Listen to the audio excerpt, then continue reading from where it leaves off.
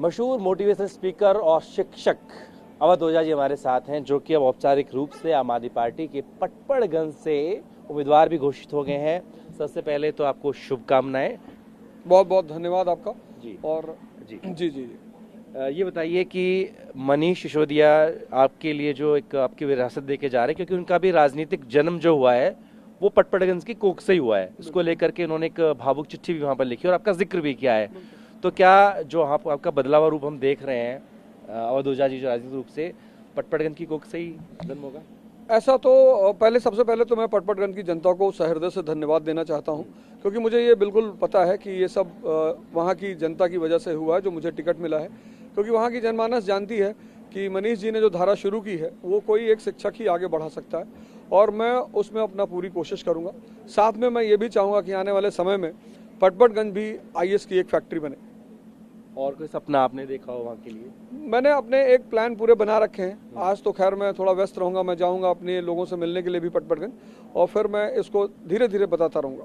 क्योंकि वहाँ पर आपके लिए लॉन्चिंग पैड मनीष जी ने तैयार किया है, तो टिकट घोषित होने के बाद मुलाकात हो गई, कुछ टिप्स दिए उन्होंने? हाँ, टिकट घोषित होने के बाद मुलाकात हो गई और उन्होंने कहा कि पटपड़गंज मेरा घर है, तो ओझा जी आप समझ लीजिए कि आप मेरे घर जा रहे हैं। अब क्योंकि देखो, कुछ सवाल मैं आपसे ऐसे पूछने वाला हूँ जिसका जवाब आपको देना पड़ेगा कि विपक्ष आप पे हमला करेगा। वीरेंद्र सचदेवा हैं जो कि बीजेपी के अध्यक्ष हैं दिल्ली के, उन्होंने इस पर अटैक किया, बोला है कि मैदान छोड़ के भाग गए हैं और जल्द ही अरविंद केजरीवाल और आतिशी का भी टिकट बदलेगा। साथ में परिवारवाद का भी आरोप लगाया कि दो जो विधायक थे उनके बेटों को टिकट दिया गया। कैसे जवाब? देखिए, ऐसा है ना कि जब आप राजनीति और राजशाही में रहते हैं तो उसका एक सबसे अच्छा फीचर है आरोप। मतलब ये तो एक विधा है। आपने कभी सुना कि मजदूरों पे आरोप हुआ हो, किसानों पे आरोप हुआ हो? तो राजनीति और राजशाही में आरोप उसका एक अंग है।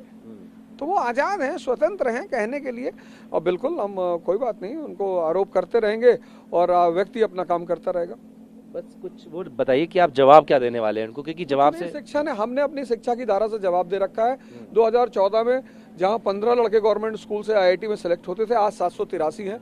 मैं शिक्षा को छोड़कर किसी और मुद्दे पर बात नहीं करना चाहता हूं। हमसे जो भी बात करना चाहे, मैं शिक्षा पर, हैप्पीनेस करिकुलम पर, वो जो हमने विश्व स्तरीय स्विमिंग पूल स्कूलों में बनवा रखा है, बस हमें उस पर चर्चा करना है कि हमारी जनता ये जान सके कि आज स्कूल और शिक्षा और हेल्थ की क्या धारा और क्या विकास आम आदमी पार्टी ने कराया है।